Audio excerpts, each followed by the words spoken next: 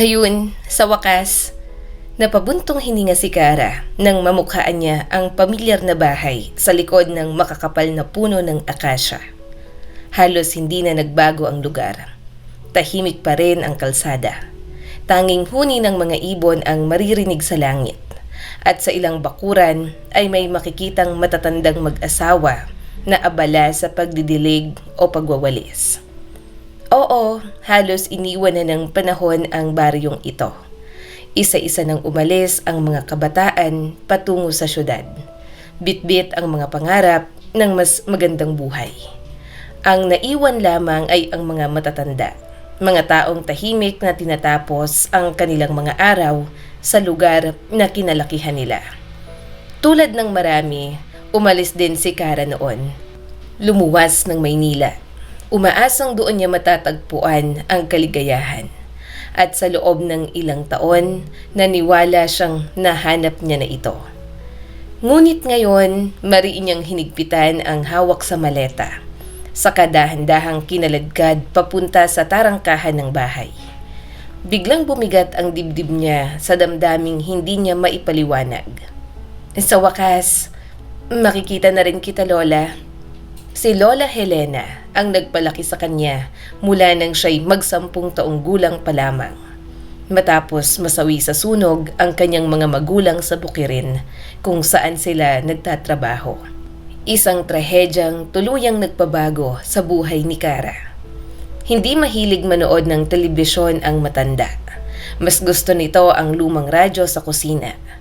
Yon ang kanyang tanging libangan at pinagkukunan ng balita. Bukod sa paminsan-minsang tawag ni Kara. Noong una, ayaw pa nga ni Lola Helena ng cellphone. Para saan yan? Reklamo nito noon. Ngunit nang ipakita ni Kara kung gaano kadaling pindutin ang isang button para marinig ang boses ng mahal sa buhay, napapayag din ito. Sige na nga, sabi ng matanda noon. Kung hindi pa, wala na akong matatanggap na balita sa'yo. Sa syudad, pinili ni Kara ang kursong accounting. Nais niyang sundan ang yapak ng kanyang ina. Pagkatapos ng kolehiyo, agad siyang natanggap sa isang malaking retail company. Hindi nagtagal, napansin siya ng mismong direktor ng kumpanya, si Gabriel Flores. Bagong hiwalay, may edad na 15 taon ang tanda sa kanya. At halatang may interes na mas higit pa sa trabaho. Hindi kailanman pumasok sa isip ni Kara na tatawagin siya ng boss niya sa opisina para sa ibang dahilan. Isang araw, matapos nilang talakayin ang isang report. Napaka-innocent mo talaga, Kara, biglang sabi ni Mr. Flores. May bahid ng ngiti sa labi nito. Ano pong ibig niyong sabihin, sir? Tanong niya at naguguluhan. Hindi mo naman siguro iniisip na yung report lang ang dahilan kung bakit kita tinatawag dito, sabi ng lalaki. Magaling ka sa trabaho mo, pero ang totoo, gusto lang kitang makasama. Ano po? Gulat na gulat si Kara. Hindi po ako nagbigay ng kahit anong dahilan para... Alam mo, putol ni Mr. Flores habang nakataas ang kilay. Lahat ng dating accountant dito, halos maghabol sa akin nang malaman nila kung gaano ako kayaman. Pero ikaw, para kang walang pakialam. Hindi ko po alam ang tungkol sa yaman ninyo at hindi ko rin po gustong malaman. Pautal-utal na sagot ni Kara. Tila hindi naniwala ang lalaki. Talaga? Hindi mo ba gustong mamuhay ng komportable? Sariling bahay, mga bakasyon sa mamahaling resort, mga branded na damit? Mariing umiling si Kara. Hindi po. Hindi niya sinabi na nakatira lang siya sa isang simpleng inuupahang apartment kasama ang dati niyang kaklase na empleyado sa bangko. Tahimik, simple at sapat para sa kanya. Hindi niya kailangan ng marangyang buhay. O yon ang akala niya noon. Payak ang mga gabi nila, ngunit puno. Tuwing sasapit ang dapit hapon, magkatabi silang umiinom ng mainit na tsaa. Habang nagkukwentuhan tungkol sa maghapon nilang pinagdaanan. Walang engranding handaan, walang mamahaling aliwan, pero may katahimikan, may gaan sa loob. Sa katapusan ng bawat buwan, sabay silang pumupunta sa remittance center para magpadala ng pera sa kani-kanilang pamilya. Isang simpleng ritual pero puno ng malasakit at responsibilidad. Sa ganitong klase ng buhay, unti-unting naramdaman ni Kara ang kapayapaang ni minsan ay hindi niya pinangarap noon sa maliit nilang baryo. Isang tahimik na buhay, ligtas at sapat. Oo, may mga bagay siyang hindi sinasabi. Pinipili niyang magtimpi sa mga detalye ng kanyang personal na buhay. Dahil alam niya, may mananatiling pag-aalinlangan si Mr. Flores. Ang una nitong asawa galing din sa simpleng pamilya. Nasilaw sa yaman niya. Sa simula, inakala niyang pag-ibig yon. Pero kalaunan ay napagod siya sa labis na luho, sa walang katapusang paghingi, sa pamumuhay na salungat sa kanyang pagiging simple. Si Mr. Flores ay isang lalaking may kaya, ngunit hindi magarbo ang ugali. Nang sila'y maghiwalay, hindi niya binigyan ng kahit isang sentimo ang babae. Galit at sugatan, isinumpa siya ng dating asawa. Isang babaeng hindi siya nabigyan ng anak, na sana ay mamuhay siyang mag-isa, miserable at walang makapiling hanggang pagtanda. Ngunit tumanggi si Mr. Flores na tanggapin ang ganoong kapalaran. Lumipat siya mula sa isang relasyon patungo sa isa pa. Palaging naghahanap ng babae na sa tingin niya ay karapat-dapat sa kanyang pangalan at yaman. Ngunit bigo siya ng paulit-ulit. Sa kanyang paningin, pare-pareho silang mababaw, ambisyosa at mapanlamang. Iba si Kara, at yun mismo ang dahilan kung bakit siya nahulog sa paningin ni Mr. Flores. Hindi siya nagpapakyut, hindi siya humihingi ng pabor, hindi siya lumalampas sa profesional na hangganan. Tahimik lang, diretso at totoo. Hindi malaman ni Mr. Flores kung isa ba itong tusong taktika. Natatakot siya na baka kapag ibinaba niya ang kanyang bantay, saka naman siya pagsamantalahan. Kaya nang mapansin ni Kara ang matalim at matagal na titig ng kanyang boss, bahagya niyang inayos ang konserbatibo niyang palda at mariing nagsalita. Kung wala na po kayong ibang itatanong, maaari na po ba akong umalis? Napabuntong hininga si Mr. Flores. Mukhang hindi siya naglalaro ng isip. At ang pagkakaalam na yon na may babaeng ganito katotoo, lalo pang nagpalalim ng kanyang paghanga. Hindi pa siya kailanman nakatagpo ng babae na may ganitong klase ng integridad.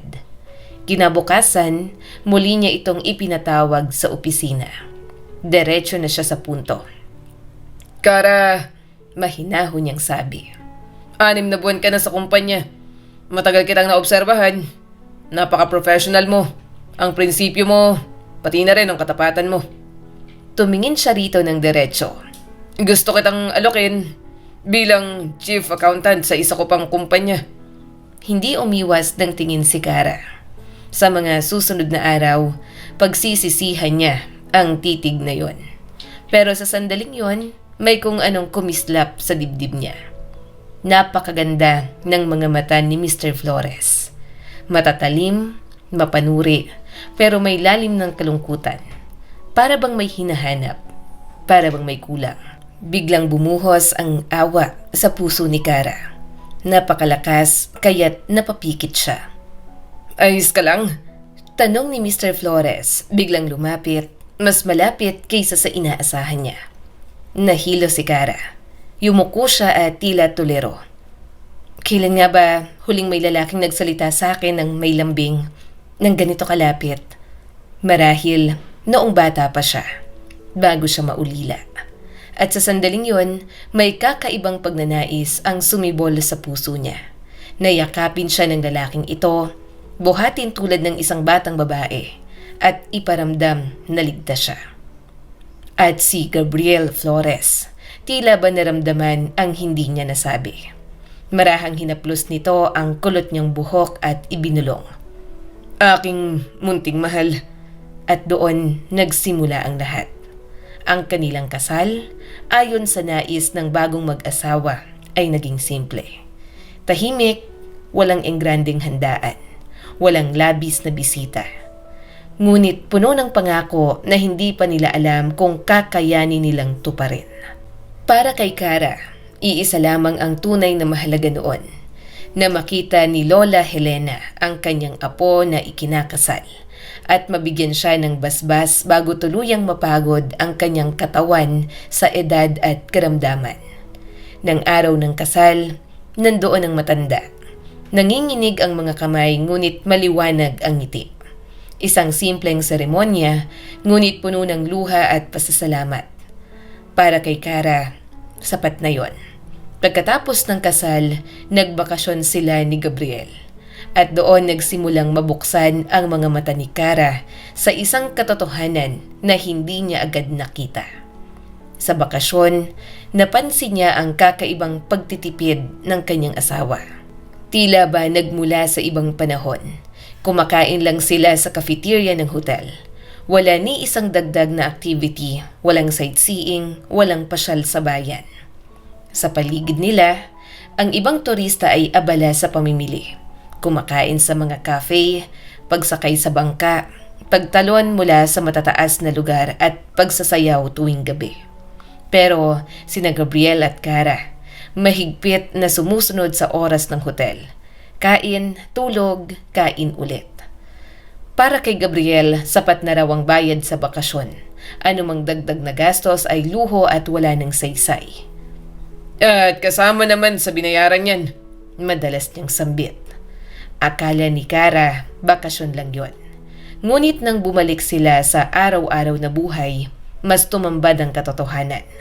Isang gabi, taimtim na iniabot ni Gabriel ang susi ng family safe kay Kara.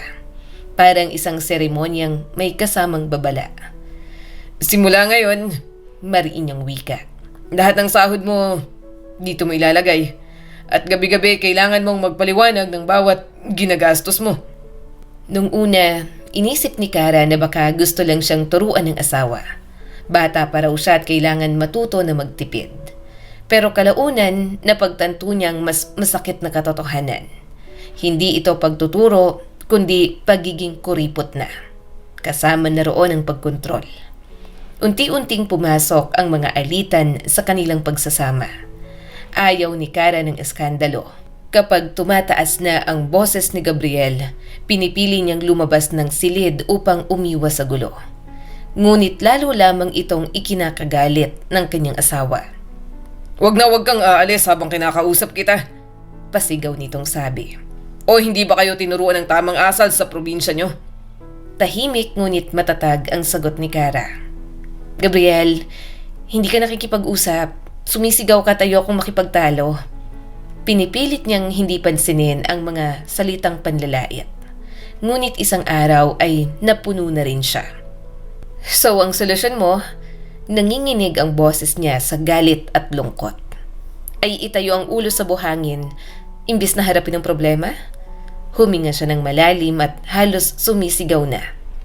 At doon siya tuluyang lumabas ng silid o humahagulgol, litong-lito at wasak ang damdamin.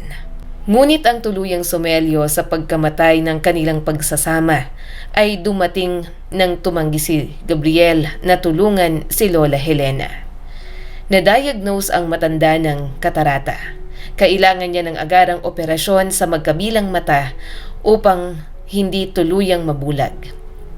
Lakas loob na binanggit ni Kara ang pangangailangan ng tulong.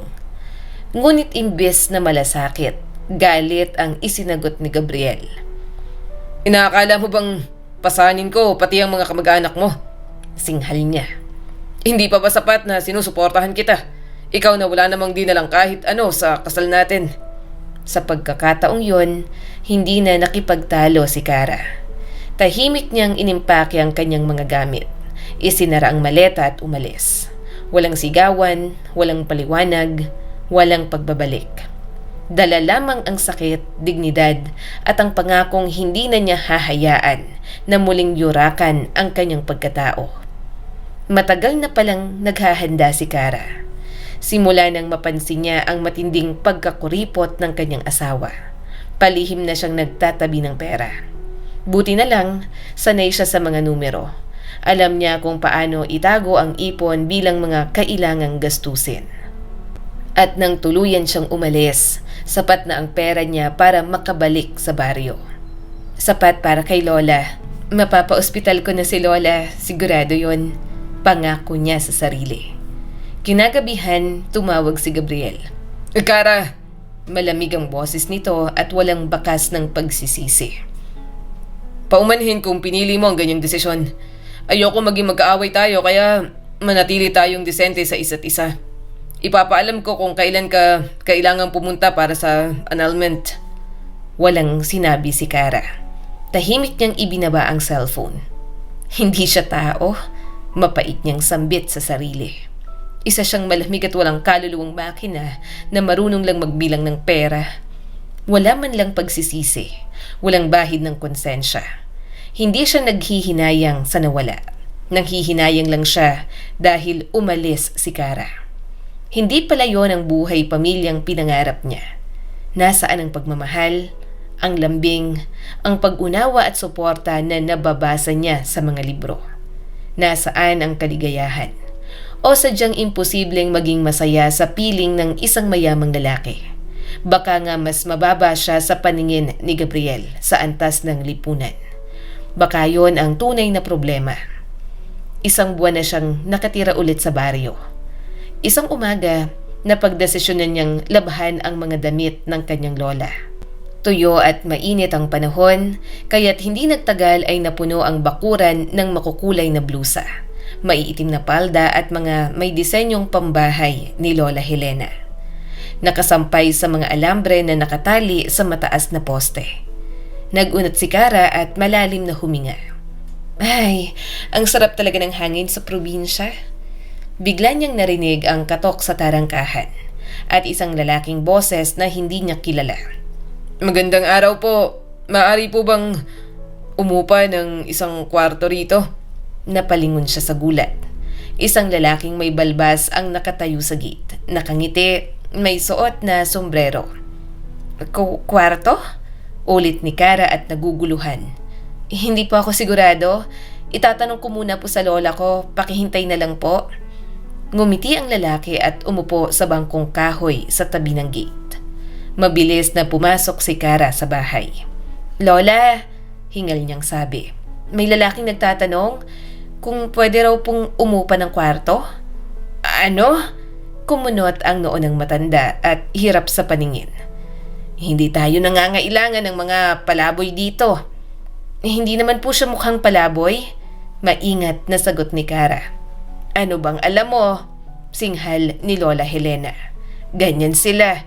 Nag-iikot, nagmamasid tapos magnanakaw o magsusunog ng bahay. Lumabas ang matanda papunta sa gate. Nang makita siya ng lalaki, agad itong tumayo at magalang na nagtanggal ng sombrero. Magandang umaga po, nanay, sabi niya. May alam po ba kayong matutuluyan dito? Anong ginagawa mo sa baryong ito? Tanong ni Lola Helena. Walang trabaho rito. Halos lahat ay umalis na. Ano bang hinahanap mo? Naglalakbay lang po ako, sagot ng lalaki. Gusto ko lang makita kung paano nabubuhay ang mga tao sa probinsya. Palaboy ka pala, malamig na sabi ni Lola Helena. Umalis ka na sa lupa namin bago pa ako tumawag ng pulis. Napatingin si Kara sa lalaki at bahagyang nagkibit balikat. Parang nagsasabing pasensya na. Ngunit hindi ito nagalit. Ngumiti lang siya at nagsabi, Salamat na rin po at hindi niyo ako hinabol ng itak. Isinabit niya ang magaan na backpack sa balikat at naglakad palayo. Sumipol at tila walang alalahanin. Matagal siyang tiningnan ni Kara. Hindi siya mukhang tunay na palaboy, naisip niya. At hindi niya alam ang simpleng pagtatagpong yon ang magpapabago sa takbo ng kanyang buhay. Halatang ukay ang damit niya, laspag ang rubber shoes, marami ang backpack at may mantsa pa ng mga damo. Sa isip ni Kara, malinaw, madalas sigurong sa labas natutulog ang estranghero. Habang tinutulungan niya si Lola Helena sa mga gawaing bahay at nakikipagkwentuhan, halos nakalimutan na niya ang tagpo na nangyari kaninang umaga. Ngunit kinagabihan may kumatok sa pinto. Si Madison, ang kapitbahay nila sa dulo ng kalsada. "Helena, pasensya na kung istorbo ako ng ganito ka-late," mahinahong sabi nito. "May maliit lang sana akong hihingin." "Ano yon, Madison?" "Papasukin mo, Kara." "Ganito kasi," paliwanag ng babae. "May tinulungan akong manggagawa. Maayos na lalaki. Seryoso sa trabaho. Lawrence ang pangalan. Tinutulungan niya ako. Nagpuputol ng panggatong. Inayos pa ang sirang hagdan papuntang Kisame. Alam mo naman, hindi ko na kayang gawin yun mag-isa." Nagkatinginan si Kara at ang kanyang lola. Sabay nilang naunawaan kung sino ang tinutukoy ni Madison. Ano naman ang kailangan mo sa amin?" usisa ni Lola Helena. "Yung damit niya po," mahiyain na sabi ni Madison. "Halos magkapunit-punit na. Baka may iabot kayong damit panlalaki." Malalim ang naging buntong hininga ni Lola Helena. "Ay, Madison, bilis mo namang magtiwala. Pinapasok mo ang estranghero sa bahay mo. Hindi ka ba natatakot?" Ano pa ba namang ikakatakot ko?" mahinahong sagot ni Madison. "Marami na akong pinagdaanan sa buhay. Pakiusap, Helena. Huwag kang magdamot." Umungol si Helena sa inis, ngunit nagtungo pa rin sa lumang baul. Doon niya itinabi ang mga damit ng kanyang yumaong asawa at anak. Mga bagay na hindi niya kailanman nagawang itapon o ipamigay. Ngayon, tila may dahilan na ang kapalaran. Ibinigay niya ang isang bungkos ng damit kay Madison. Masayang masaya itong tumanggap. Paulit-ulit na nagpapasalamat bago nagmamadaling umuwi. "Tingnan mo kung paano niya inalagaan ang lalaking yon," wika ni Lola Helena, may halong pag-iisip. "Baka nga mabuti naman talagang loob ng Lawrence na yon." Kinabukasan, lumabas si Kara upang mamili sa tindahan ng baryo. Naglakad siya sa gilid ng parang, makintab ang berdeng damo sa sikat ng araw. Huminga siya ng malalim, nilalas sa pang-init ng araw at ang sariwang hangin. Biglang may narinig siyang mabilis na yabag sa likuran. Napalingon siya at napaungol sa gulat. Humabol ang lalaki, nagtanggal ng sombrero at ngumiti ng may pag-aalala. "Pasensya na," sabi nito, "kung nagulat kita." Namula si Kara at hindi sinasadyang napatingin sa suot nito. Suot nito ang damit ng kanyang ama at ang maninipis na pantalon na pangtag-init. Akma kay Lawrence ang sukat at para bang sadyang itinahi para sa kanya. Damit pala to ng tatay mo," agad nasabi ni Lawrence. "Ayaw ko sanang isuot pero nagpumilit si Aling Madison. Kung gusto mo, babayaran ko na lang." "Wag na," mabilis nasabi ni Kara. Hindi na kailangan ng tatay kong mga yan. Matagal na silang pumanaw ng nanay ko." Biglang nagbago ang ekspresyon ni Lawrence. "Pasensya na," sabi niya, bakas ang taus-pusong pakikiramay. "Ramdam na ramdam ko ang pinagdadaanan mo." Saglit siyang tumigil saka bahagyang ngumiti. "Kung tutuusin, parang may connection tayo." Napatingin si Kara sa kanya. Naguguluhan ngunit may kakaibang init sa dibdib. "Lumaki ako sa bahay ng tiyuhin ko," mahinahong kwento ni Lawrence. "Hindi ko na rin maalala ang mga magulang ko." Mabilis na tumingin si Kara sa kanya. Wala siyang nakitang bahid ng pagsisinungaling sa mukha nito. Wala ring drama at parang isang katotohanang matagal na niyang tinanggap. "Kaya pala," wika niya matapos ang ilang sandali. "Mukhang pareho tayong hindi swerte sa pamilya." "Mukhang gano'n na nga," sagot ni Lawrence at may lungkot sa boses. "Pero paano ka napadpad dito sa baryo namin?" tanong ni Kira at pilit binabago ang paksa. "Sinabi ko ng totoo sa lola mo," sagot niya. "Naglalakbay lang talaga ako. Nagtatrabaho ako sa syudad pero napagod na ako sa ingay, sa gulo, sa bilis ng buhay doon." Napangiti siya ng bahagya. "Pinili ko lang ang baryo nyo nang wala sa plano. Parang tinuro ko lang sa mapa nang pumikit ako at heto na ako ngayon." Saglit siyang tumingin kay Kara. "Naniniwala ka ba sa tadhana?" "Bakit naman ang hindi?" nakangiti niyang sagot. Bahagyang tumawa si Lawrence. Minsan, nagdadala rin naman ng tadhana ng magagandang sorpresa. Magkasabay silang naglakad papunta sa tindahan. Magaan ang usapan, parang matagal nang magkakilala. Sa gitna ng kwentuhan, bahagyang ibinahagi ni Kara ang pinagdaanan niya. Ang bigong pagsasama at ang pagkadismaya. At inamin din ni Lawrence na minsan na rin siyang nag-asawa. Matapos ang hiwalayan, nangako akong hindi na muling papasok sa relasyon. Talaga? Napangisi si Kara. Ano bang ginawa namin sa'yo para matakot ka ng ganyan? Tumawa siya sandali, saka agad na nagbiro. Huwag mo nang sagutin. Ako rin, sumuko na sa mga money bag. Money bag? Kunot noong tanong ni Lawrence.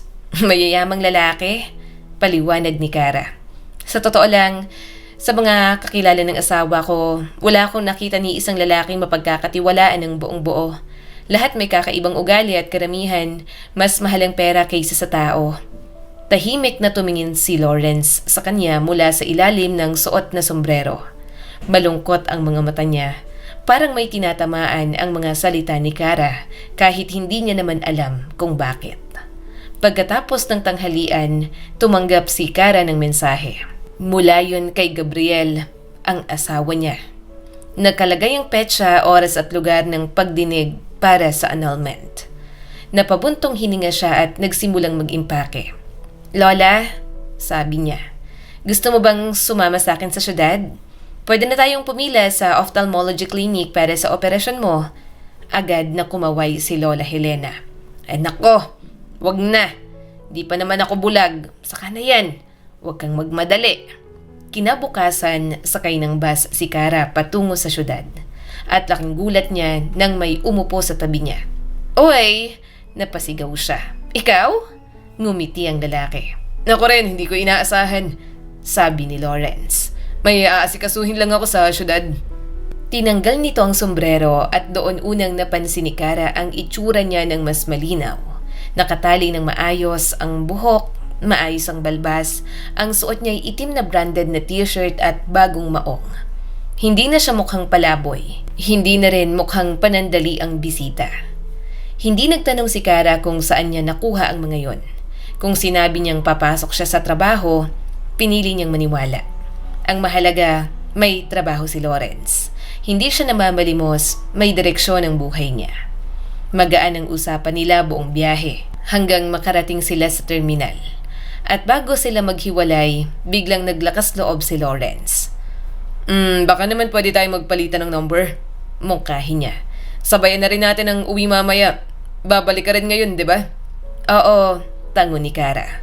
Wala naman akong dahilan para magpalipas ng gabi sa lugar na to. Medyo nagulat siya nang makita ang cellphone ni Lawrence, pero isinulat pa rin niya ang numero nito. Nang dumating siya sa korte, biglang nanlamig ang dibdib ni Kara. Nandoon si Gabriel, ang asawa niya. At sa tabi nito may kasamang isang mas batang babae. Makapal ang make-up, matalim ang tingin at mahigpit ang kapit sa braso ni Gabriel. At sa sandaling yon, ramdam ni Kara, may panibagong sugat na naman siyang haharapin. Pagkakita ni Gabriel kay Kara, agad nitong ipinakilala ang babaeng kasama niya. Kara, sabi niya na may kakaibang sigla sa boses. Ipapakilala ko sa iyo ang magiging asawa ko ulit, si Lily. Bahagyang tinaasan ng kilay ng babae si Kara. Saka tumango na para bang siya ang reyna ng silid. Tumango si Kara, walang ngiti at walang reaksyon. Ngunit tila hindi pa kontento si Gabriel. Sa halip na manahimik, lalo pa siyang naging mapang-asar. Ipapaalam ko sa iyo kung kailan ang kasal, sabi niya na parang nagbibiro. At syempre, iimbitahan kita. Napakunot ang noo ni Kara sa isip. Hindi ito seryoso, biro lang siguro to. O baka sinasadya niya lang akong inisin.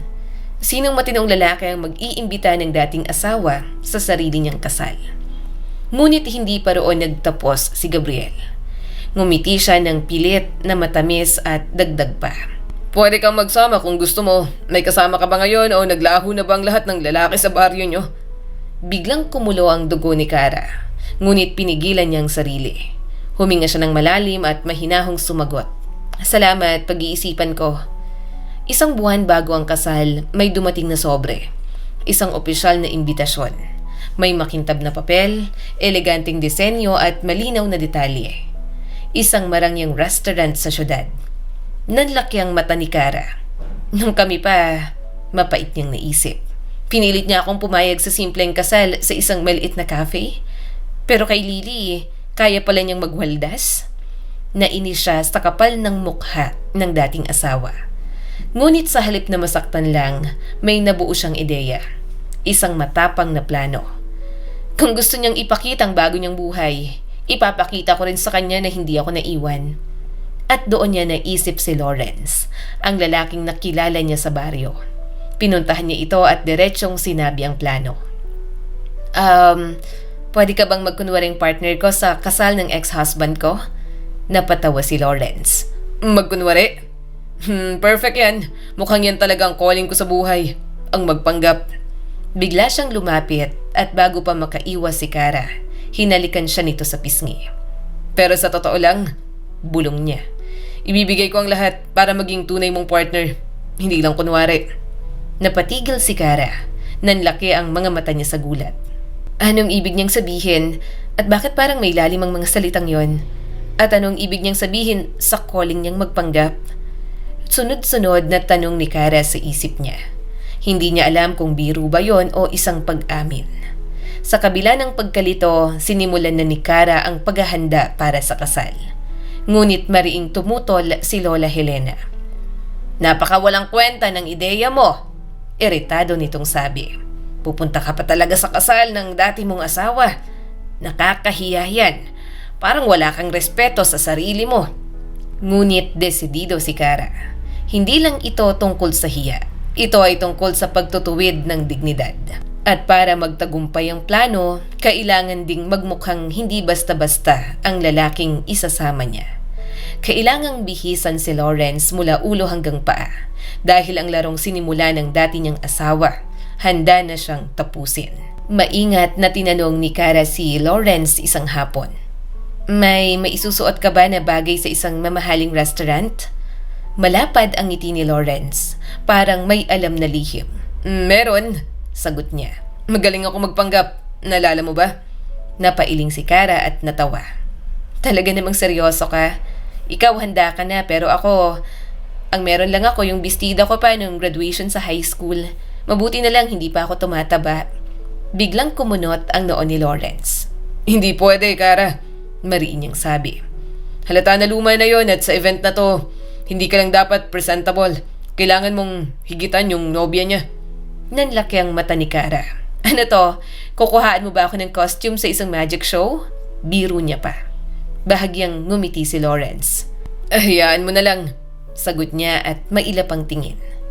Mas lalo tuloy na patibay ang hinala ni Kara na ang lalaking ito ay isang artista o isang taong sanay magtago ng tunay na pagkatao. Sa sumunod nilang punta sa syudad, hindi na siya pinasakay ni Lawrence ng bus pauwi. Sa halip, diretso silang sumakay ng taxi mula sa terminal. Isang butik ang destinasyon. Gusto sanang bombahin ni Kara ng tanong si Lawrence, ngunit agad nitong inilapat ang daliri sa labi. Napagkasunduan natin, ako ang bahala rito. Walang tanong. Ang napiling bestida ni Kara ay kahanga-hanga. Kulay emerald green, elegante at marangal. Sapat na para agawin ang atensyon ng kahit sinong nasa loob ng restaurant. Ngunit malinaw na hindi siya ang nobya. Sinundan pa ito ng isang maliit na clutch, mataas na takong at isang napakagandang kwintas. Napatulala si Kara. Magkano to? Halos pabulong niyang tanong. Hindi ka naman ng hold up ng bangko, di ba? Tumawa si Lawrence saka yumuko at bumulong. Huwag kang mag-alala. Malinis ang perang yan. Tumango si Kara. Pero sa loob-loob niya, mas lalo siyang naguguluhan. Ano ka ba talaga at sino ka ba talaga, Lawrence? Ngunit hindi pa rin nagtatapos ang mga sorpresa. Pagdating nila sa restaurant sa itinakdang oras, may kakaibang nangyari. Biglang nagliwanag ang mga mukha ng buong staff. May yumuko pa, may ngumiti at parang may alam. At agad silang inihatid sa pinakamagandang mesa. Malapit mismo sa bagong kasal. Namula sa galit ang mukha ng dating asawa ni Kara, habang palihim na sumisilip sa kanila buong gabi.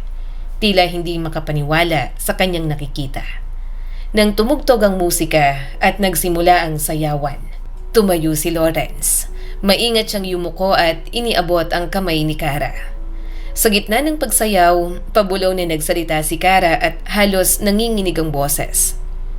"Lawrence, pakiusap, sabihin mo na sa akin ang totoo. Mababalgo na ako." Tinitigan siya ni Lawrence, banayad at puno ng damdamin. "Kung sasabihin ko ang totoo, tatakbo ka ba palayo?" Tanong niya. "Hindi, nangangako ako." Agad nasagot ni Kara. Ngumiti si Lawrence. "Sige, pero hintayin muna natin ang isang bagay." Ilang sandali pa, itinapon ng asawa ni Gabriel ang bouquet. Hinila ni Lawrence si Kara papunta sa grupo ng mga babaeng nag-aabang. At tila ba sinadya ng tadhana, diretsong napunta sa kamay ni Kara ang bouquet. Nanlaki ang kanyang mga mata sa gulat. Paglingon niya, may hawak si Lawrence na isang bungkos ng pulang rosas at isang maliit na kahon. Nakatayo na rin sa paligid ng staff. Ngumiti, parang matagal nang alam ang mangyayari. May nag-abot ng microphone kay Lawrence. "Kara," panimula niya, mainit at taos-puso ang tinig. "Naalala mo ang usapan natin tungkol sa money bag?" Bahagya siyang napangiti. "Kaya hindi ko agad sinabi sa'yo kung sino ako." Ikinumpas niya ang kamay sa buong restaurant. "Ang lugar na to, akin to. At hindi lang ito ang nag-iisang negosyo ko." Napasinghap ang mga bisita. "Nagpahinga lang ako saglit at pinili kong gugulin ang panahong yon sa baryo. At hindi ko pinagsisisihan dahil doon kita nakilala." Tumingin siya ng diretso kay Kara. "Minahal kita hindi dahil sa plano, hindi dahil sa laro, kundi dahil sa kung sino ka." Lumakas ang palakpakan ng mga bisita. Pansamantalang nakakalimot na sila'y naroon para sa kasal ni na Gabriel at Lily. Ngunit itinaas ni Lawrence ang kamay, hudyat ng katahimikan. Tumingin siya sa mga mata ni Kara. "Kaya ngayon," marahan niyang tanong, "pakakasalan mo ba ako?" Napangiti si Kara, nangingilid ang luha. "Paano ko tatanggihan? Ang isang baliw pero napakatapat na money bag katulad mo." Tumakbo siya papunta kay Lawrence. Mahigpit siyang niyakap at hinalikan. Muling umalingaw-ngaw ang musika. Nagpatuloy ang sayawan. Ngunit sa gitna ng bulwagan, nakatayo pa rin sina Lawrence at Kara. Hindi mabitiwan ang kanilang unang halik dahil minsan, ang tunay na pag-ibig ay dumarating sa panahon na hindi mo inaasahan at sa anyong hindi mo kailanman hinusgahan. Hindi nagtagal, kumalat sa buong syudad ang balita. Ang lalaking inakalang palaboy sa baryo ay isa palang negosyante at may malinis na pangalan at tahimik na impluwensya. Ngunit para kay Kara, hindi yun ang mahalaga. Ang mahalaga ay ang unang araw na nakita niya si Lawrence. Hindi bilang mayaman, hindi bilang makapangyarihan, kundi bilang isang taong marunong makinig, rumispeto at umunawa. Matapos ang lahat, natuloy ang kanilang kasal. Hindi enggrande, hindi palabas, kundi payak at puno ng katapatan. Nandoon si Lola Helena. Hawak ang kamay ng apo, umiiyak sa tuwa habang ibinibigay ang basbas na matagal niyang ipinagdasal. Hindi naglaon, naoperahan ang mga mata ng matanda. Muling luminaw ang kanyang paningin at kasama nito ang kanyang pananalig na may hustisya pa rin sa mundong minsan ay tila napakadilim. Sa baryo, madalas pa ring mapagkamalan si Lawrence na simpleng tao. At hindi niya yon tinatama. Mas gusto niyang kilalanin siya sa kung paano siya makitungo, hindi sa kung magkano ang laman ng kanyang bank account. Samantala, ang dating asawa ni Kara na minsang ipinagmalakyang yaman ay nanatiling bihag ng sarili niyang kayabangan. Sa gitna ng marangyang kasal, siya ang tunay na nagmukhang talunan. Si Kara na minsang minaliit, pinagsalitaan at pinalayas ay natutong tumayo ng mag-isa. At nang dumating ang tamang lalaki, hindi niya kinailangan magkunwari, magtiis o magsakripisyo ng dignidad. Dahil ang tunay na pag-ibig ay hindi kailanman nananakit. Ang kwentong ito ay nagpapaalala sa atin. Hindi nasusukat ang halaga ng isang tao sa dami ng pera niya, kundi sa lalim ng kanyang puso. At laging tatandaan ang kayamanan ay nawawala, Ngunit ang respeto, malasakit at tunay na pagmamahal, yon ang nananatili. Sana huwag nating husgahan ng tao sa panlabas na anyo dahil minsan ang pinakamahalagang biyaya ay dumarating na nakabalot sa kasimplihan. At higit sa lahat, kapag minahal ka ng tama, hindi mo kailangan magtiis, magpaliwanag o magmakaawa. Dahil ang tunay na pag-ibig ay hindi kailanman maramot, hindi ito mapagmataas, at hinding-hindi nito ipaparamdam na ikaw ay kulang. Muli, ako po si Skylar Guro at sana may bago na naman kayong natutunan sa kwento natin ngayon. Maraming salamat po.